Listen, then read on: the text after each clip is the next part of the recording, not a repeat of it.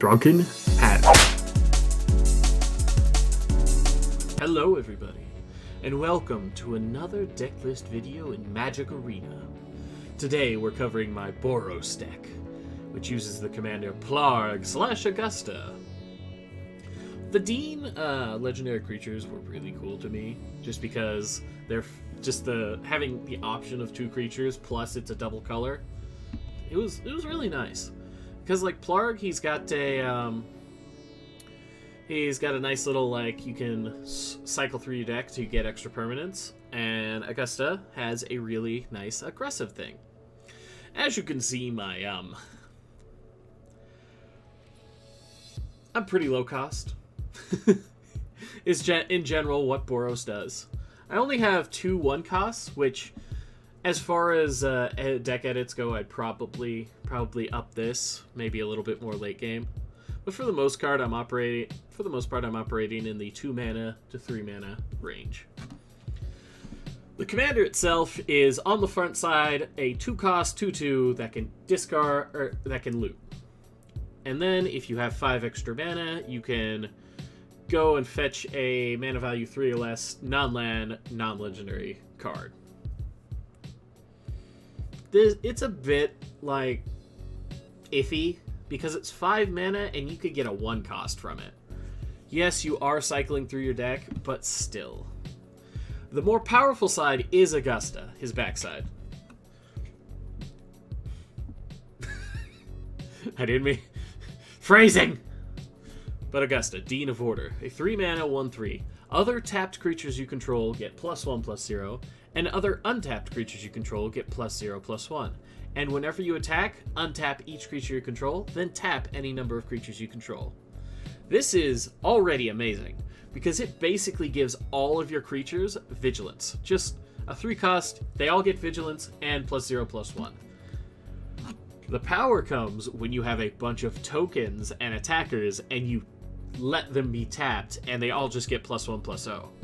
It's just so aggressive and amazing.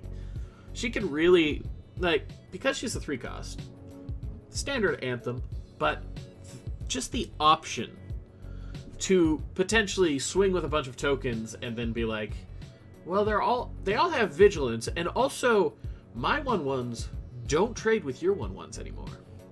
So she wins most like tokeny matchups. Or, well, I guess they can double block, but they're still going to take damage, regardless. Anyway, so with this deck, I actually round up going like a pseudo-human build, but for the most part, I just went for soldier or like 1/1 tokens, very cheap. Spam them out. I do have Rally the Ranks and other human-centric cards, but Raise the Alarm is just too good to leave out. Yes, they're not humans, which they should be humans. Those are humans. Those are humans, wizards. But hey. It's just 2 mana for a 2/2 at instant speed, or 2 mana for 2 1/1s at instant speed. It can potentially kill an opponent's thing, or you just have 2 more to trigger all kinds of stuff. Best part is doing it on the end of your opponent's step, as you watched me do in the video, and then being like, oh, suddenly I have all this. Other than that, it's kind of low power, anthem-y, human-y nonsense. I have Gift of Estates in it, and Lightning Helix, just because of the art. These aren't really good cards. Lightning Helix is admittedly a pretty good card, but this one is It's like a terrible land tax. If it goes off, you basically draw 3 cards. They're all planes, but you take 3 planes out of your deck, so, you know. But, look at it's so cute! It's so cute! It's adorable. And this is just cool. Like, this is just cool. Look at that art. Anyway. I'm running Kabira Takedown purely because of my tokens, and because it's a, I did a weird I did something in this deck that I've kind of gotten away from. For a while there, every single deck, I would go through, I'd put the lands in, and then I'd throw in, like, all these, like, McKindy, Valakut, Kazuls, the double-sided. You know, spell on one side, land on the other. Just to, like... And then I take out lands equal to them, just to be free spells. Because a lot of things lately have been kind of, like, Snowland focused, I've kind of drifted away from that. Just because you can't have, like, a consistent Snowland plus these. But, hey, I did it for this one just because... Kabira Takedown, Kazul's Fury can, like, randomly just, like, win you the game when you combine it with, like, Adeline. Also, McKinney Stampede also wins you the game. But early on, you're just turn one, I don't have a 1-1. Other notable things... I mean, I put the Cavalcades in. Both the Cavalcade versions. Yeah, it goes all the way down, which is Cavalcade and Raid Bombardment. Just because if you ever find yourself, if you have both of those on the field, and like you haven't really drawn your anthems, and you just have a field of 1/1s, your opponents they just die. It's pretty wild. On that, I put this in just because. Look at that value. Like, this is a ridiculous card. It's the... What is it? The Mizzix? The Guild? It's the 4 mana rock that adds 1 mana of each color. But this does the exact same thing. Plus, you potentially get any number of these. Ooh. And I'm just realizing I really messed up with this one. Because unlike some other draft, this... well...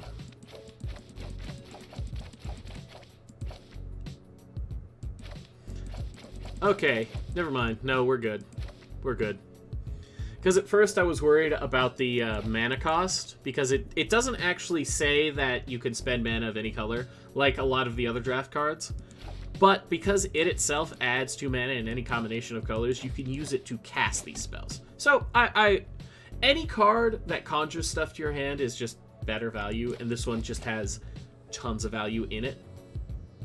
Then I've got True Fire Captain, because if your opponent is playing green...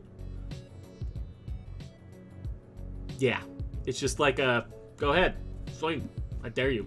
And it doesn't work against Trample, because Trample just deals the 3 and then the rest runs over into your face. But in a lot of green decks, Trample is kind of hard to get sometimes. But, like, it'll just stop it. And also, the occasional blue deck, I believe I have a video coming out, I don't know if it's today or tomorrow, but it's, where you see me clearly lose pretty hard to a, one of those draw card, Nadir Kraken? Draw a card, put a 1/1, make a tentacle. Ooh. And it's just any big power creature, it just turns that off for the opponent, because they're like, well, I don't want to take that much. Also, if they ever play, what is it? Falling Star, or whatever, the destroy target land deals 20 damage to each creature. Hakatos, he goes along with the human thing, and him having protection dodges a lot of blockers. A lot of blockers. He's super aggressive, but meh. Outlaw's Merriment is in there because it's one of my favorite cards of all time. This plus Boros Legion. Boros Legion, sadly, is not in Arena. For those of you who don't know, Boros Legion is... I believe it's also a 4-cost, or maybe it's a 3-cost. But during your upkeep, you put a muster counter on it, and then you create a 1/1 white and red soldier for each muster counter on it. So it's just kind of, here's a 1/1, here's 2 1/1s, 3 1/1s, and it just builds you this army. And if your opponents don't deal with it, it can really mess them up. Especially when you combine it with things like Perforos and just get tons of cheeky damage in. This card, I didn't actually know existed until I built this deck. I don't know why I didn't see it, but woof. I'm really glad I built red-white humans, because 4 mana for... It makes 1 on your end step, so you play this and then you get value. But then if at any point, like, you've just got 13 permanents, you could be like, oh, hey, opponent, take 7 to your face, which is about a third of their life? Yeah, about a third. Or you can be like, I don't really feel like that, and just get a token every turn. That's way more useful than you'd think. Also, I mean, grab your torch and pitchfork. Ah! It's just got fun flavor. And obviously, Wrath of God, Anointed Procession goes in every token deck. Aurelia is one of the cards that'll probably cut, just because while she's like strong, she really only wants to like hit herself with her ability. And like there's nothing else really in the deck that I'm like, eh. She gives Alpine Houndmaster trample, so that's pretty good. Alpine Houndmaster, if you didn't know, is just an amazing Boros card. If you're playing Boros, you should play Alpine Houndmaster. Because A, he draws you 2 cards. He searches and grabs Igneous Cur and Alpine Watchdog. Alpine Watchdog, 2/2 Vigilance, Igneous Cur, 1/2 Big Fire Breathing. And then whenever he attacks, he gets +X+0, where X is the number of your other attacking creatures. So you can just have a big power out of nowhere if you've got a bunch of tokens, and just be like, yo, hey, block me or you die. It's just really cool. Yeah, that's about all that. This is another one that's kind of up for cut, because this really wants to go on a super strong guy, which, when you hit a Swiftblade Vindicator, it's pretty cool. But you're not really giving it anything that the Anthems don't already give, and the Anthems help you for the same mana cost, and it's just... It's not bad, but I feel like it's definitely cuttable. Then I've got Boros Locket in there, Boros Locket and Chromatic Lantern. Things that I'm kind of like, do I really need them? Do I really need the mana ramp? The answer's probably not. The same with Pillar of Origins and Cold Steel Heart. Arcane Signet is just good because it comes in untapped, but that comes in tapped, and that's only for humans, so it's like, Then I've got the last notable card, like the beautiful, wonderful, always elegant Elish Norn. This card has won me more... I have usually when Elish Norn resolves, I win. In both Commander and in this. Whenever I've resolved Elish Norn, it's always been like in my favor. Whether I immediately win or whether my opponents have to suddenly like panic and deal with me. She is just amazing. A, she shuts off all of your opponent's tokens. Basically kills them all. If they're running the rat or the squirrel token deck, it just shuts it off. They're dead. They're not coming out. And then all of your stuff gets +2/+2, so it's just oof. Suddenly your opponent's looking down the barrel of a bunch of 3/3 tokens that used to be 1/1s, and just yeah, that's about where that is. I put normal plains and snow-covered, as well as normal mountains and snow-covered, just because I like the art. These are the, this one and this one are unlands. They're just, I really like them. Also, these are just cool. These are just neat. I like the Windows 95, fucking MS Paint art. Aside from that, yeah. It's a pretty neat deck. I don't see this being very useful in Commander, so there's not really much Commander edits I'd make, just because Boros decks like this, where you're just pumping out a bunch of tokens, turn out to be a lot less good when you're looking down the barrel of 3 opponents. Yeah, anyway, thank you all for watching. If you liked it, give it a thumbs up.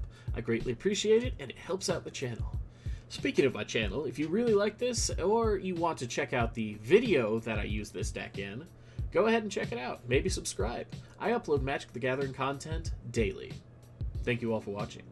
Bye-bye. Drunken Hat.